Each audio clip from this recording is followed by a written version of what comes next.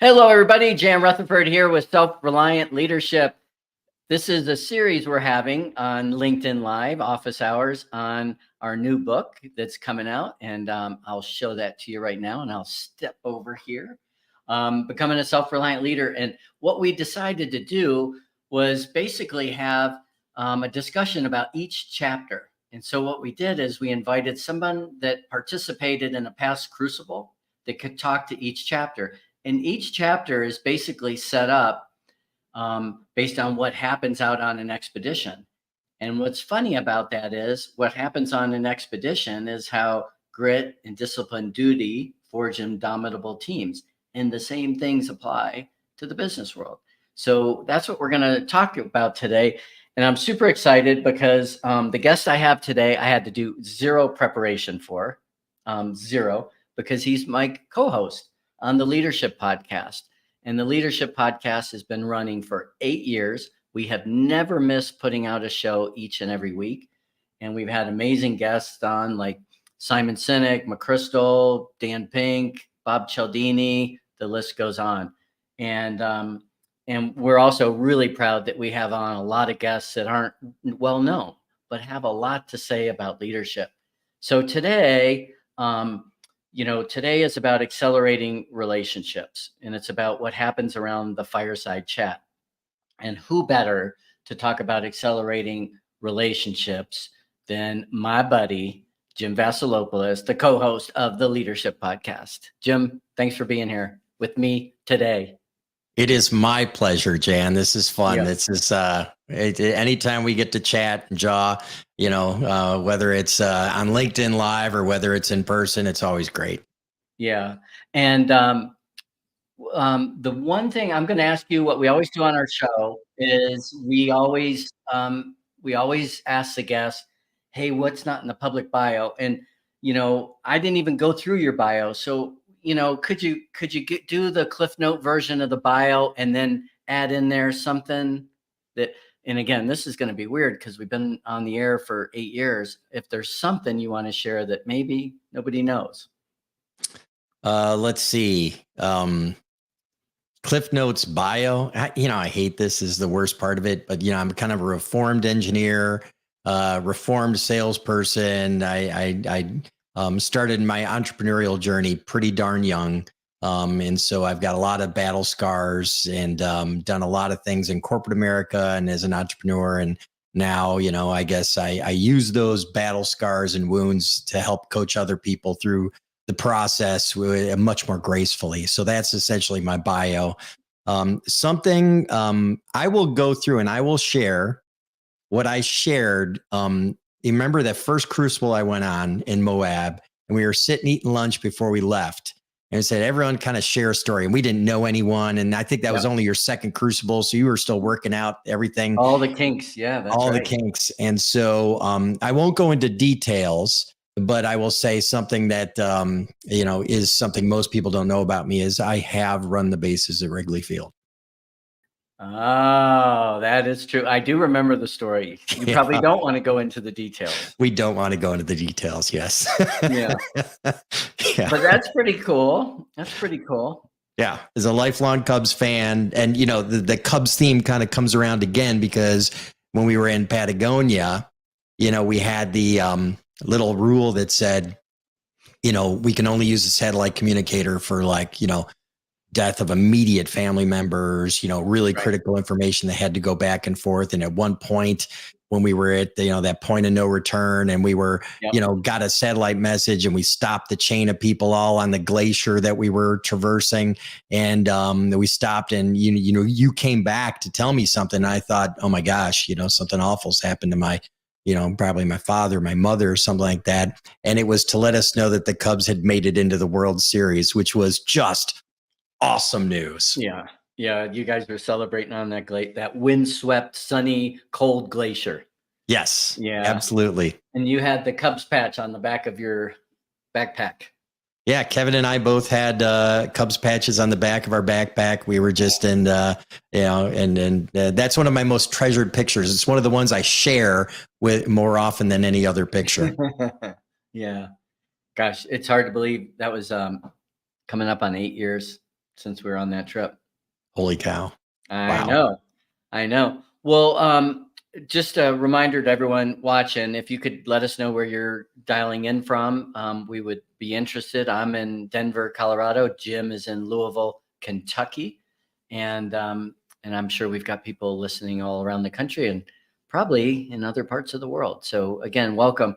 So we're talking about the Fireside Chat, accelerating relationships, kind of what happens out there. And on the Crucible, we've run 24 so far. We'll run 25th next month, over 10 years. It's funny, as we say Fireside Chat, I would say more than half the time on Crucibles, we do not have a fireside chat. We have a cold chat with no fire. Yeah. Because we're not allowed because of fire danger, or there's no wood on a glacier, or there's no wood in the middle of the desert. So a lot of times it's not a fireside chat. It's a group of people eating freeze-dried food in a circle. Oh, we don't have a fire now either, so it's fitting. Yeah. And again, I'm picturing it. Everybody's trying to get comfortable sitting on the ground. A few people might have brought some little tiny fold-up chairs. People have put on Crocs or flip-flops and gotten out of their boots, and they're kind of comfortable just being dirty. Mm-hmm. And everybody's tired, but they really are engaged because there's just a great group of people across between executives and military veterans. And what we've said is, kind of teeing this up, it's a disciplined approach to review both the outcomes and the relationships of the team to accelerate trust and forge an indomitable team. So, I've got a video that I want to show that we filmed out in the desert on a recent Crucible. But, Jim, I'm wondering if you can take us back to one fireside chat you were on. You've been on 3 of the 24 Crucibles we've run. Is there one situation, story that comes to mind that, boy, this was interesting, this was revealing, this was a good review of what happened, a good leadership discussion? Anything come to mind? I'll take you back to maybe 2 that I thought were similar in a way that's kind of interesting. They were both similar in that they had a similar kind of theme where, I was listening to someone else sharing a story about themselves, and they were just like devaluing themselves a little bit. It's like, it's just like I got really emotional in both cases. I'm just like, you got to treat yourself better. You got to take care of yourself more. And, 2 different individuals, 2 different circumstances. But I think in that moment where we're having like the non-fireside chat, people get really, the bonds you form very quickly. People get very real and they share stuff. And I think it's just as important for the people listening to share how it makes them feel as for someone to share something that makes them vulnerable, because we really have to say, like, show the depth of how much you care. And I think sometimes, as leaders, we're afraid to show that, like show people how much we care. And I think when you can listen carefully and then respond in a similar fashion to someone who might have just bared their soul on something that's really important to them, I think it's important as a leader to be just as vulnerable in sharing how that impacts you. And so I'd say that was like, that surprised me because it's typically not how I roll, but I thought the moment called for it. Yeah. Yeah. It's interesting. I remember, there's been more than a few people on the Crucible that were kind of quiet, introverted types. And there was something that happened, usually at a fireside chat, where they became vulnerable. They shared something they wouldn't otherwise. And oftentimes it was where they were really hard on themselves. Yeah. Like really hard. And I caught myself having a discussion with the person or persons later saying, give yourself some grace, be nice to that person in the mirror. Yep. And it's interesting, that sometimes that vulnerability really shows up as somebody beating themselves up. Do you remember something like that? Is that something that you're referring to? Yeah, both cases. It was someone who was just like, just kind of like letting themselves either get beat up or beating themselves up. And I think it's, it's just like, listen, it is like, you deserve better than that. And here's a group of people who are all going to tell you, you deserve better than that. And, as an individual, at least I will speak up and say, you deserve better than that from yourself, from other people. And, I think that is, sometimes we don't hear that, especially leaders. Like, who do you talk to? Who tells you, that's okay. And sometimes, maybe you got a spouse that might tell you that, but the reality is a lot of times we go home, we don't want to trouble our spouses with, the weight of the business world or something like that. So I just think it's important for people to hear that from their peers every now and then, and coaches and mentors. I mean, that's what we do. Yeah. When we're, if you recall, and it's evolved over the years, when we get together the first time for the fireside chat, I lay out some ground rules based on the ground rules at the very beginning of the expedition. And then that evening, based on your recollection of the crucibles and best practices in the business world, what do you think are some absolute ground rules to really establish that trusting, safe environment where things can be discussed, whether it be a debrief of the day or a certain topic? Yeah, I mean, maybe two aspects of this, if I'm thinking off the top of my head. One is kind of the Chatham House rules, which is, hey, we're going to share everything here. It doesn't leave here. For the most part, we're just going to kind of keep, our experiences among our group, which probably aren't really Chatham House rules. That's not really the case, but it's just like we're going to respect confidentiality. I think that's important. The other thing that I think is important, like functionally, and this is, when we're doing the crucible, because, we have duties and assignments and things we're supposed to do, is, keep all feedback very task focused rather than personality focused. And I think that the teams that do that better, and the groups that do that, well, which is like, hey, what can we do about moving better or faster tomorrow? What can we improve? And to say, it's not like, well, Jan, I hated it when you did this because I think you're a jerk. It's like, no, I think we could have taken shorter breaks and this and that. And here's something we could do differently. If the feedback is very task focused, I think it's very productive. And I think that's a lesson we can all take back into the workplace. Yeah. I think, you and I talk about this a lot on the podcast, is the power of questions. What we have seen on the Crucible, if the leader is designated for the day and we say, hey, lead a discussion and debrief, or after action review, whatever we want to call it, debrief the day, 9 times out of 10, without guidance, the person will just talk. Well, here's what I think, and here's what I saw, and they won't facilitate a discussion. Yeah.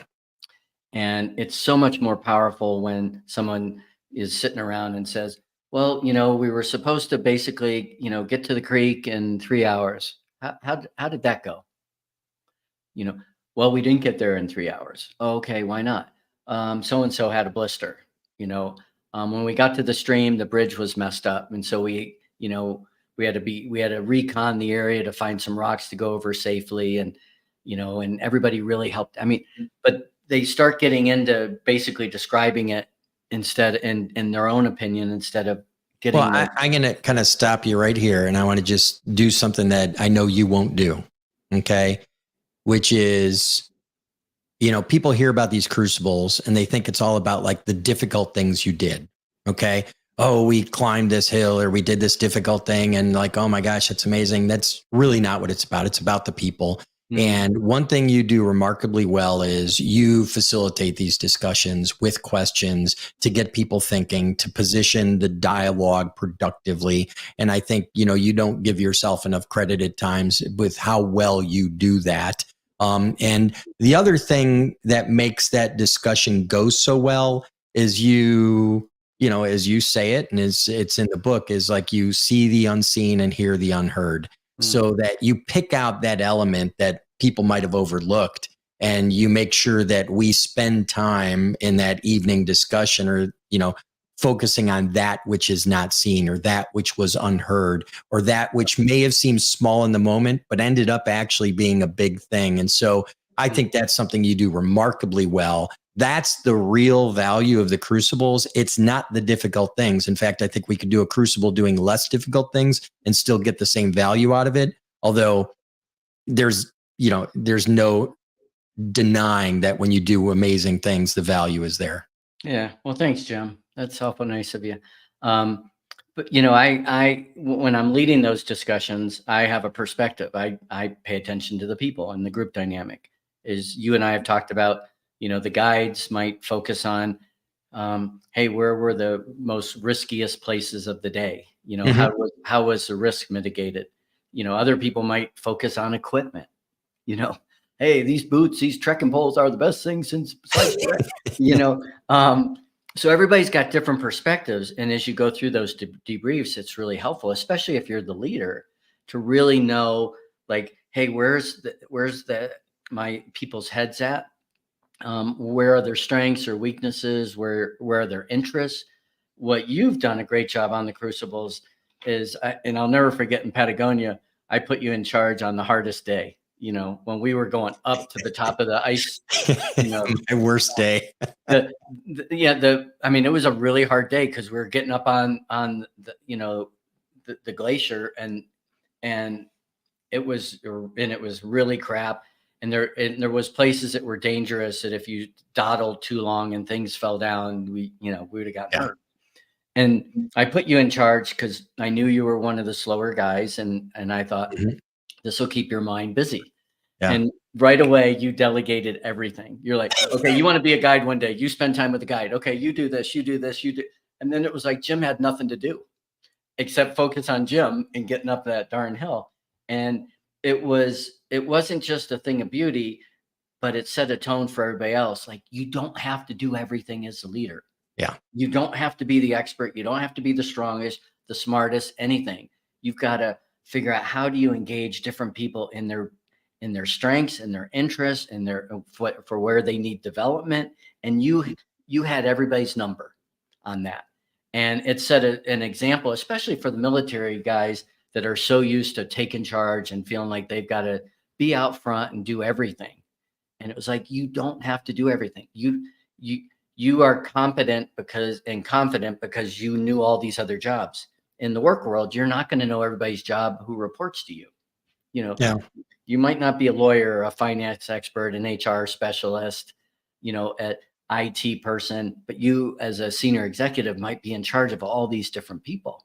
So, well, one of the interesting things about that day and that process, that I did not do this intentionally.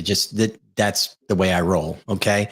But, I was never going to earn the respect of some of these special operations guys with, my physical performance. I knew that. I mean, these guys are elite warriors. I was never going to do that. But, you earn respect by showing respect. And one of the greatest ways to show respect is to listen. And so I think everyone figured out pretty quick that I had really listened to them. Like, I knew the guys that wanted to be guides someday because I had listened to them talk about that. I knew the people that were saying, like, wow, I want to get some great pictures. And so you're going to be in charge of making sure you scout ahead and look for great spots for us to take pictures, and that we take breaks so that we have the time to take pictures. And just by like listening to people, and saying like, wow, I was heard, or like, that was an off comment, but like, that wasn't just left out there, I think, was the way in which we can earn respect that isn't necessarily always performance related. And I thought that was, for me, worked out well because, like I said, I was going to be the slowest, wheel of the group. Yeah. This right at the bottom of our screen, Listen Without Judging, comes from Carol Casas in Peru. And Carol, this trip we're talking about was in Patagonia. And we were on the back and forth between Argentina and Chile. So not too far from Peru. But anyway, great comment about listen without judging. And one of the things that we say out there, one of the ground rules, and this is a hard one, it's the balance is risk saying what you think with hold your views lightly. Mm-hmm. That's tough. I mean, risk saying what you think means, hey, I can be authentic. I'm in a safe environment. But it's also, like, hey, words matter. Be careful what you say, and that is hold your views lightly. Hey, if there might be something that's said that you don't agree with and you want to just fight and defend, instead, ask a bunch of questions. This is another one coming in from John Collette, finding out. Hey, John. And he's in Louisville with you, right? Yeah, great guy. There you go. So, hey, Jim, at this point, I'm going to play the video that we've got. It's about 3 minutes long. It's from a Crucible, and it's where I really talk about Fireside Chat. And I'm gonna ask you to do a little homework. Is, maybe take a note or two that, poignant points you think come out of this video that you think are worth delving into a little bit. But to everybody that's about to watch, enjoy the scenery. This is in the western parts of Colorado. Beautiful, beautiful area. So here we go.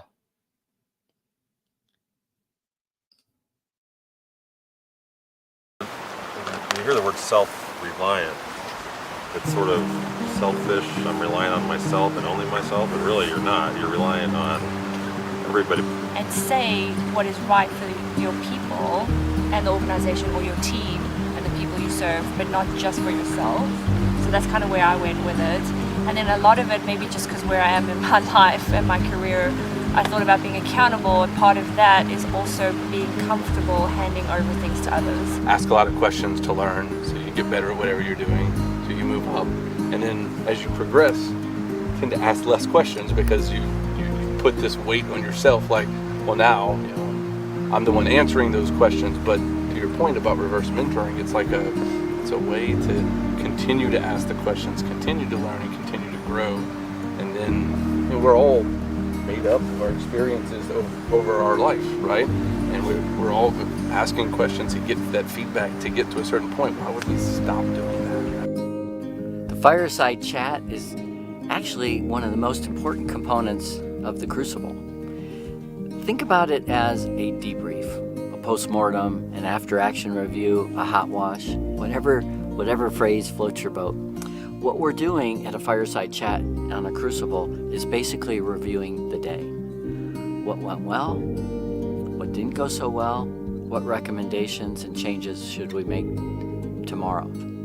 It gets personal because we're going to really relay what happened. What were the obstacles? Where were the decision points? Where were the judgments? What would we have done differently if we did it all over again? And in the business world, we often don't stop and reflect and take that break to assess, and we just are on the go all the time. But this is an opportunity to really have these conversations. And it can't happen if we haven't created a safe and trusting environment where people can be vulnerable and basically raise their hand and say, you know what, I messed up. If I had to do it all over again, I would have chose this instead. And in a safe and collaborative environment, people say, yeah, I appreciate you owning that. That took a lot of courage, and we're with you. We're behind you. And tomorrow we're going to have a different leader, and that leader will have learned from that person's openness and candor. And we are all a work in progress. And this Fireside Chat is really a great opportunity to reassess. It's a place where we can do the 3Ds, as I call them. We can dispute ideas, we can disagree, and we can debate. So as you go about your own crucibles in the business world, consider budgeting time to assess the day, to assess the project, to assess the initiative, and welcome feedback from everyone. So the Fireside Chat is all about stepping back, reflecting, assessing, and slowing down to speed up. I think you've heard that before. Oh yeah, dozens of times from you, but that's a really well done video. Not just production value and everything else, but congratulations, because I think it does encapsulate the Fireside Chat exceptionally well. I mean, I wish everyone could experience a Crucible like I have. They are really transformative in many ways, but I do think that you can, if you pay attention to the things that are in that video. Yeah. I'm looking at my notes, and I had, in part of the book, and again, just a reminder, everybody, at one point somebody said, hey, why do you want to write another book? And I'm like, I want to help people. And they were like, you've already helped people. And I'm like, Yeah, but the Crucible doesn't scale. I can't Yeah. take thousands of people out there. It just doesn't work.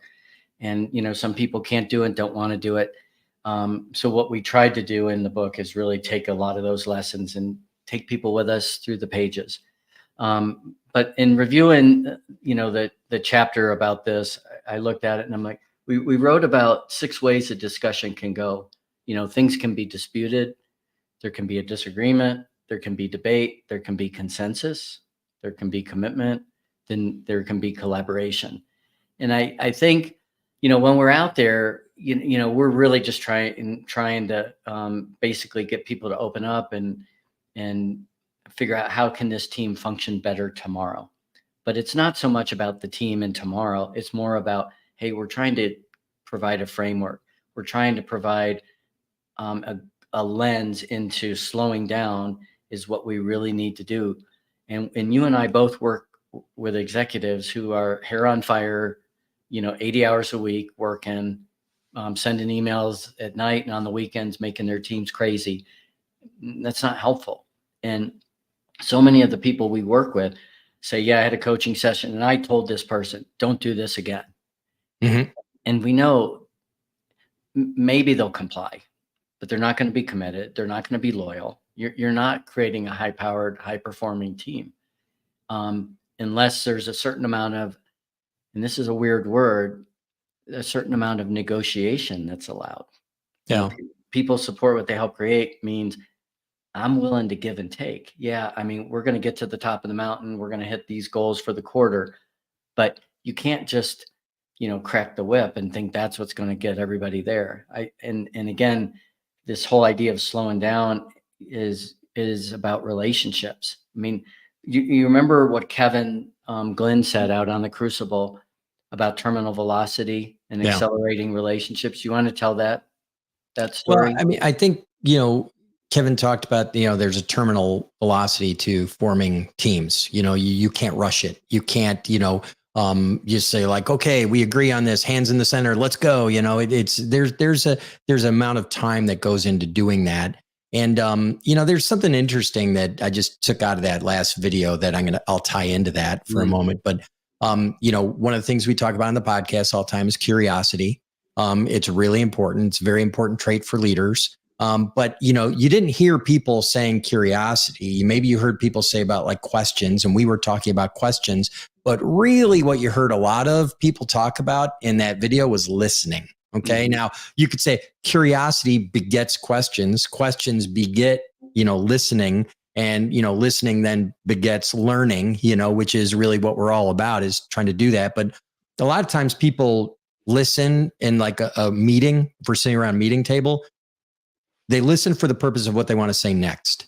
Yeah. What ends up happening kind of sometimes in the Crucible is because you're exhausted, usually this discussion is having at the end of a long day. People aren't like, yeah, I can't wait to get on stage and say something. I can't wait for my turn to say something. Like, you just listen for the sake of listening because you're too tired to think about anything else. And so I think listening gets better. And so I think it's really something we have to remind ourselves when we're not in that type of environment, when we're in a meeting, is saying like, hey, let's make sure we are listening to learn, listening to understand, not listening to formulate our next, response. And so I think that's just, it happens more naturally, because usually at the end of the day, most people, I don't care how fit you are, you're just kind of tired, you're weary. Yeah. Yeah. And I love that you said, I don't care who you are, you're going to be tired. I think on our Crucible, the big one in Patagonia, I think there was 1 or 2 people maybe that we didn't see them tired.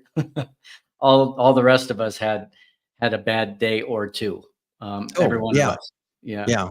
The most hardened people, had moments of weakness. And, I think that's also one of those things that, just shatters kind of your impression of like, well, I need to be a stronger leader. I can't have a bad day. It's like, no, I mean, no one's perfect. No one's, that amazing. My buddy Al here in Denver, a veteran of the United States Army, chief people officer at Encore Electric, he's been on 3 Crucibles, just like you. He's asking you, Jim, would you define that as strategic listening versus tactical listening? I think if we were to put it in, military terms, I think, strategic listening versus tactical listening, I get that. But even then, like strategic listening kind of makes it, a little bit,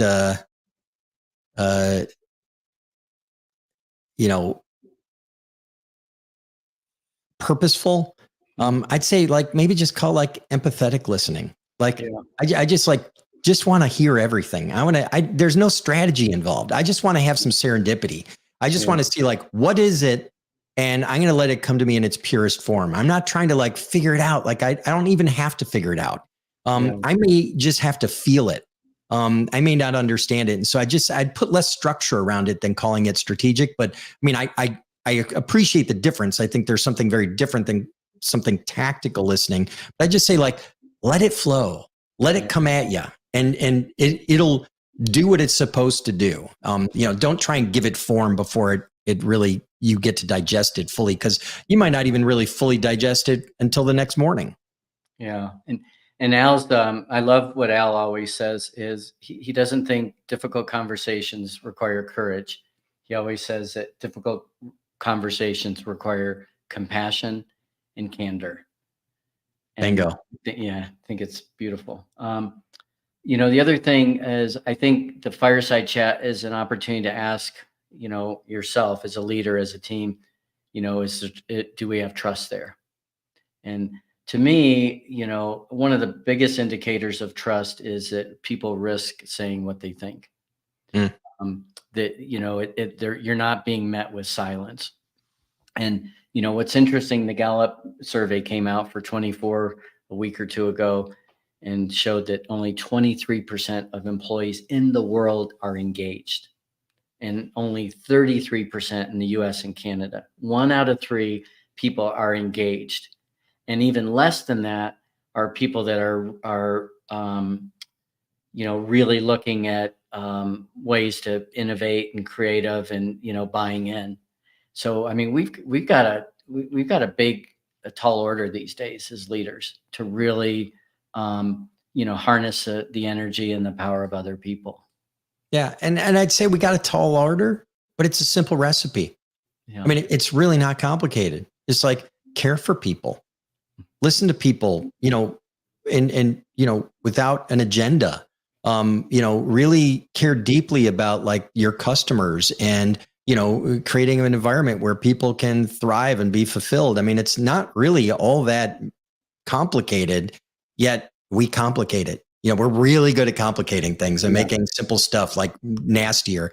Yes, we got to hit our numbers. We got to do everything else. But, I think if you have motivated people that know they're cared for, that are in the right seats, that have the feeling of I have some safety, that my leadership team has my back, that I can go try something and learn. If something's going a little bit wrong, there's a rope there to catch me. Which is something we learn on the Crucible. It's like, yeah, you could take some risks, but we've got ropes in place. You might slip, but it's not going to be a catastrophe. I think if we can follow that simple recipe, it doesn't have to be complicated. Yeah. At the heart of the fireside chat, I think is, when we review the day, a lot of it is looking at mistakes. I've been watching a Blue Angels documentary on Prime. Mm. Blue Angels precision, they're flying 12 to 18 inches apart. And I don't know the stat, but I'll bet for every hour they spend flying, they spend 3 hours debriefing. Oh, I'm sure. And what happens in the business world is we don't spend much time debriefing, really. We kind of holler at mistakes, and do the blame game. And I think lots of opportunities are missed because, again, if we slow down and debrief, we'll look at mistakes as opportunities for people to learn, grow, innovate, and develop. We know if people are scared and being hit and beaten and yelled at, it's a sympathetic nervous system comes in, they get blinders on, they're not creative, they're not committed, they don't perform well. And again, I remind leaders every day, our job is to get results through other people. The higher up you go, the less stuff you should have on your desk. You don't have stuff to do. you have things to think about, and you have to Yeah. work through other people. Well, And I think when we take a look at, let's say, learning in the workplace, I mean, we always look at learning as like, oh, we've got this learning and development department, like, where we go off and take a course. You're trying to learn a concept, that's fine. You can go and be, offline, learn a concept. Maybe that's the best place to be because you don't want to have all the other distractions. But if you want to learn, a behavior, if you want to learn a technique, something, it's usually more intimate. You need to learn it at the right time, in the right place, with the right people. And I think there is something about learning we get wrong. So that debrief is like the right time. And, in the right place, maybe you need to be like right where the things happen to just say, let's take a look at like why we had this manufacturing problem. You notice like we got this bin too far from where it needs to be. And, with the right people around you to kind of make sure that you've got a well-rounded opinion of what's going on. I think of all industries, manufacturing does it the best. They do it the best with regard to, let's say, their processes, and they do a good job there with a lot of the Six Sigma type engineering they do. But like when it comes to the back office and finance and everything else, we don't even do it. Not even in manufacturing companies for the most part. So I think there's a difference between when we look at learning in the workplace is like this thing we do not in the workplace, or we have to escape and go somewhere else. For concepts, that's fine. For most everything else, I think it needs to be a little more intimate. And that's something we don't take the time to do.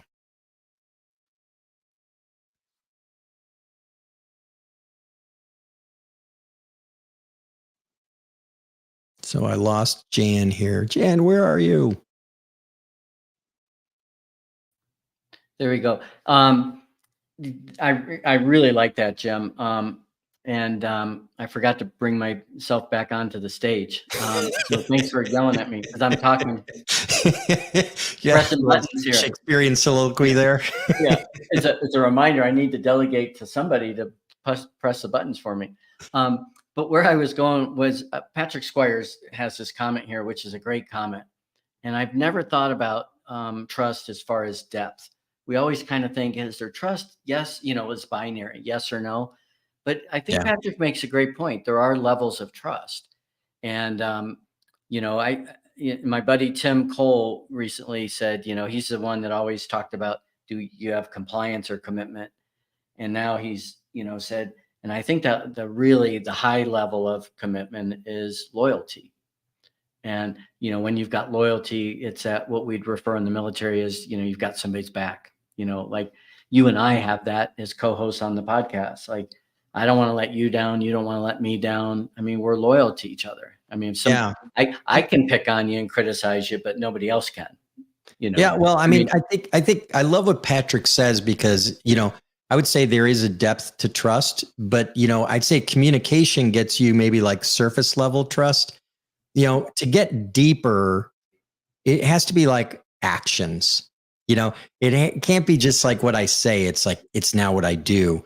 And like to have it really have deep roots, that has just this fundamental like strength that it can't be moved. It's like a history of words and deeds that are, consistent. And so, I mean, I won't go into details, but I remember one night at the end of a crucible, a couple guys who were veterans we might've been drinking. And there's no alcohol on a crucible. It was after the crucible, Jan. And they were sharing their views on trust and the depth of their trust. And I mean, I thought that was, to me, very moving. And I thought I will never in the workplace have that level of trust with anyone ever. Like it can't happen in the workplace. You're hopeful you have that in your personal life. And I think, for most people, that would be a comforting thing to make sure you have that level of trust in your personal life. But I think it's that word and deed, that consistency, that congruence, and then a history of that. And so, communication is like, I think just part of it. It just goes so much deeper. Yeah. I think that's a great point. I'm going to put one more quote in here, and then I'm going to give you the last word today, Jim. But here is, Let me put this into the comment, and I'll show that. Oops, here we go. So, this is from the chapter of the book that we've got coming out. And just a real quick promo. It comes out August 20th. It's available for pre-order. The foreword is by General Stan McChrystal, who's been on the show multiple times. It was co-written by my dear friend Jackie Jordan, a fellow veteran and a Crucible alum on 2 Crucibles. And anyway, I pulled this sentence out of the chapter. If you effectively create a trusting environment in your fireside chats to allow for openness, vulnerability, and curiosity, you can tackle the hard issues that are sure to arise. And I think that's, a little bit of what we learned from the military folks is they're really good at contingency planning. They sort of do the pre-mortem where they'll say, hey, 6 months from now, things went south. Why? And what do we need to do? And I think we do those on the Crucible. Safety is always a big thing. We're telling people to pay attention to how the team forms, pay attention to humor, pay attention to, trust who you feel comfortable with, who you really, kind of lean into. I think it's an opportunity for the leaders to really remember that they are responsible for the environment they create. And just yesterday, I was talking to 2 people I work with about somebody that's not performing.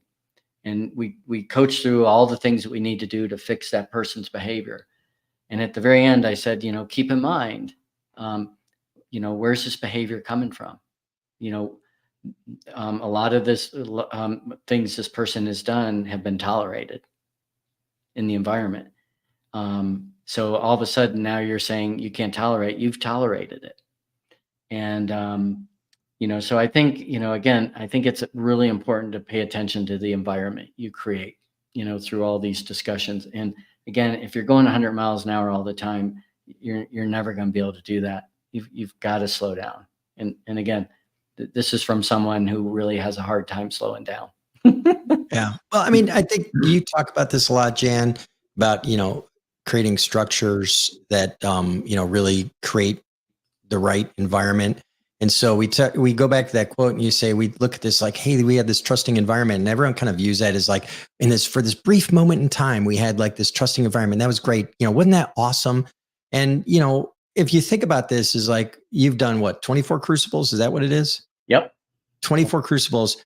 Every time we develop this trusting relationship. That's not a coincidence. That is an intention. And so I think the intentionality that we need to have as leaders is to create the structures and environments for these kind of conditions to flourish. We can't necessarily force it. We can't say like, everyone trust the person next to you, and do like the stupid trust fall exercise. But what you can do is you can create the environment for these things. You can create the structures that allow these outcomes to happen. And that's our responsibility as leaders. And it needs to be something that is intentional. And if you doubt that it can be done, read the book, because the book will say, here's how you do it. Because Jan's done it 24 times at a level of trust with strangers, honestly, that are amazing. Oh, thanks, Jim. Hey, one more question. We'll let you answer this one, and then we'll wrap, Jim. John asked a great question. If you were a brand new leader with a brand new team, what would you do to first begin the process of building trust and creating a trusting environment? I would say get to know them as humans. Get to know what really they care about, what motivates them, what's important to them. Because, work is just something we do, but, who we are is who we are all the time. Is get to know the person who they are all the time. And the more each person on the team has sensitivity to who the other person is and what they really truly care about, I think the stronger your team is going to be. That's my personal advice. All right, good. Hey, the last thing I want to say, again, Jim, thanks for being on. I talked about my book with Jackie Jordan, Becoming a Self-Reliant Leader, but Jim has a book that came out in the last few months called Clarity. So make sure you pick that one up wherever you get your books. And Jim and I have had how many episodes now? 417, 420, something like that. Yeah, we're up there. I think we're recording something in the mid 400s tonight or something like that. So yeah, Yep.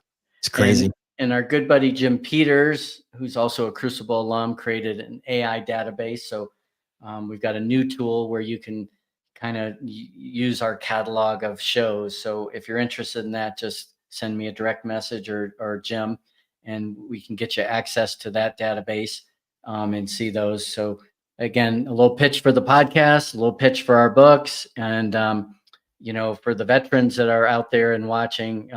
Jim and I are always there for you. So whatever we can do to help you, Jim and I do a lot with a lot of different veterans group, especially those that are transitioning to the business world. We're really trying to help because the business world needs great leaders, and it's a transition. It's not easy to go from the military and government service to being in a virtuous capitalist business, so to speak. But Jim, is there a quote that comes to mind? You usually end our podcast with a great quote. For those of you that don't know, every quote we've ever had on the show at the end is from Jim. They're never from me. Oh, wow, you're putting me on the spot, but is there a good Greek quote, or maybe even something from your coin? Do you want me to use that one? Sure. There's ancient Greek quote, "Itimi timi denechi kecharas don putinechi." Honor is priceless, and glad be he who has it. And I think what's interesting about that is that the word honor and price are the same word in Greek. And so you got to really think about that connection, honor and price. Honor isn't something that is free. There's a price to it. And so I think that's always important to remember, because we want to live honorable, good lives. And, honor is something we got to treasure and value because it has a price. Yeah. Yeah. Yep. It does. Well, again, for you, Jim, thanks for being on today. For all of those, my honor, that you listened and watched, that's great. And for those of you that are watching the recording later, we're glad that you joined us, and we've got, I think, 7 more of these before the book launches on August 20th. So hope you can join us for those. Thanks again for being here today, everybody. And Jim, thanks, my friend. Thank you.